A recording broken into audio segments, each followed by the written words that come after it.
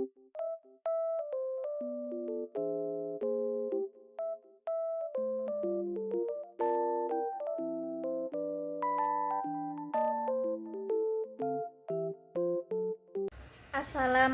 warahmatullahi wabarakatuh. Saya Sania None Azha dengan NIM 22029103. Pada kali ini saya membuat video untuk memenuhi tugas proyek bimbingan dan konseling.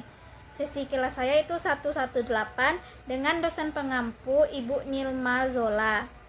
Pada video ini berisikan hasil wawancara saya dengan guru bimbingan dan konseling di sekolah. Cara wawancara saya dengan memberikan beberapa pertanyaan kepada guru BK terkait dengan bimbingan dan konseling di sekolah. Sebelum itu, kita harus tahu dulu apa itu layanan bimbingan dan konseling. Layanan bimbingan dan konseling adalah suatu bentuk bantuan profesional yang diberikan oleh konselor kepada individu atau kelompok untuk membantu mereka mengatasi permasalahan yang dihadapi seperti permasalahan pribadi, akademik, sosial, dan karir. Bimbingan adalah bentuk bantuan yang diberikan kepada individu agar dengan potensi yang dimiliki mampu mengembangkan diri mereka secara optimal dengan jalan memahami diri, memahami lingkungan, mengatasi hambatan guna menentukan rencana masa depan yang lebih baik. Tujuan utama dari layanan bimbingan dan konseling adalah untuk membantu individu mengembangkan potensi diri, meningkatkan kesejahteraan mental, dan mencapai tujuan hidup mereka. Pertanyaan pertama, apa saja fasilitas yang ada di bimbingan dan konseling pada sekolah tempat Ibu mengajar? Fasilitas BK yang ada di sekolah biasanya ada beberapa layanan yang kami sediakan, yaitu kadang-kadang yang pertama, siswa itu ada yang curhat tentang keluarganya, tentang teman-temannya, tentang pendidikannya, tentang apa yang ingin dia capai. Biasanya seperti itu. Nah, berdasarkan pertanyaan pertama yang telah dijawab oleh Ibu Winda, dapat kita simpulkan bahwasannya terdapat beberapa layanan pada bimbingan dan konseling di sekolah, seperti layanan orientasi, layanan penempatan, layanan penguasaan konten, layanan konseling individu, layanan konseling kelompok, layanan mediasi, layanan pengembangan diri, layanan penilaian, layanan pengembangan karir atau layanan perencanaan karir, layanan konsultasi, terakhir layanan tidak lanjut. Nah, layanan ini membantu siswa dalam aspek akademik, pribadi, sosial, dan karir. Pertanyaan kedua, menurut Ibu, apakah layanan bimbingan dan konseling diperlukan di sekolah? Tentu, karena bimbingan konseling ini sangat membantu siswa dalam menyelesaikan permasalahannya.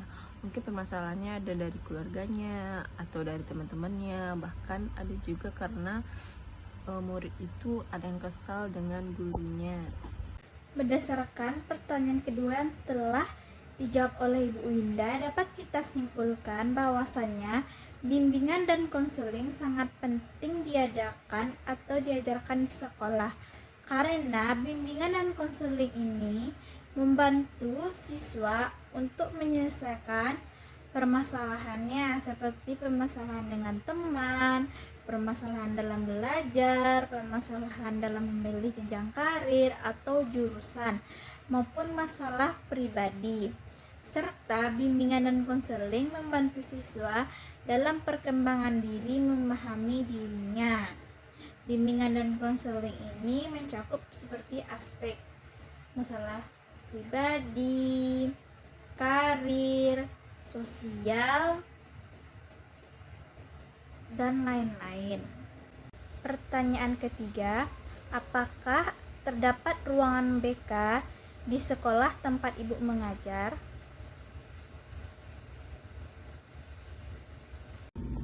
Nah, fasilitas BK yang ada di sekolah kami yaitu berupa ruangan BK. Ruang BK ini bisa dikunjungi siswa kapan saja, apalagi di saat jam istirahat. Berdasarkan pertanyaan nomor 3 yang telah dijawab oleh Ibu Winda, dapat kita simpulkan bahwasannya pada sekolah saat ini sudah terdapat ruangan bimbingan konseling yang dapat dimanfaatkan oleh peserta didik untuk berkonsultasi dengan guru bimbingan konseling maupun menyelesaikan permasalahan dengan guru bimbingan dan konseling pada ruangan BK. Pertanyaan keempat, apa saja permasalahan yang pernah Ibu selesaikan terkait bimbingan dan konseling di sekolah? Salah satu yang saya selesaikan permasalahannya yaitu mengenai peserta didik yang telat ke sekolah, sering cabut, sering tidak masuk sekolah, dan yang lain-lainnya.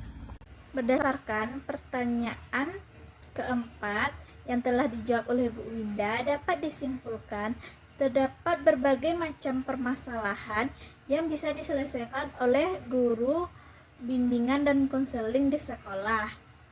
Salah satunya seperti siswa yang sering telat masuk sekolah, siswa yang cabut saat proses belajar mengajar berlangsung, dan siswa yang sering tidak masuk sekolah. Serta pada bimbingan dan konseling ini juga menyelesaikan berbagai permasalahan atau kesulitan yang dihadapi siswa dalam belajar maupun permasalahan dengan teman, masalah pribadi. Nah, permasalahan ini bisa diselesaikan oleh siswa dengan memanfaatkan layanan bimbingan dan konseling sesuai kehendak siswa masing-masing. Pertanyaan terakhir, bagaimana cara Ibu menyelesaikan permasalahan terhadap siswa yang sering telat saat masuk sekolah? Mengenai penyelesaian terhadap siswa yang sering telat atau membolos, yaitu sesuai aturan di sekolah kami, akan dipanggil orang tua yang bersangkutan. Kemudian siswanya kami beri sanksi agar jerah hingga tidak lagi telat masuk sekolah. Kemudian siswa yang membolos akan kami diskusikan kembali bersama orang tua murid. Berdasarkan pertanyaan terakhir yang telah dijawab oleh Ibu Winda, dapat kita simpulkan bahwasannya peserta didik yang melakukan pelanggaran disiplin di sekolah akan diberikan sanksi yang berlaku di sekolah atau sesuai aturan yang telah tertulis di sekolah. Seperti siswa yang telat. Siswa yang telat ini akan dipanggil orang tuanya. Kemudian siswa akan diberikan sanksi oleh guru sehingga siswa jera untuk telat masuk sekolah. Kemudian untuk siswa yang cabut dalam proses belajar mengajar maupun siswa yang sering tidak masuk juga akan dipanggil orang tuanya. Dengan dipanggil orang tuanya ini, siswa akan diberikan berupa layanan seperti layanan individu. Pada layanan individu ini, siswa akan ditanyakan bagaimana permasalahan yang dihadapinya sehingga siswa tersebut sering cabut atau sering tidak masuk sekolah. Dengan pemanggilan orang tua, guru dapat diskusi dengan orang tuanya menanyakan mengapa anaknya tidak masuk sekolah atau menanyakan kenapa anaknya bisa sampai cabut masuk sekolah. Dengan ini, guru bisa mendapatkan informasi mengenai siswa tersebut sehingga dapat dicarikan solusinya. Sekian dari video hasil wawancara saya dengan guru BK. Apabila ada kesalahan, mohon dimaafkan. Wassalamualaikum warahmatullahi wabarakatuh.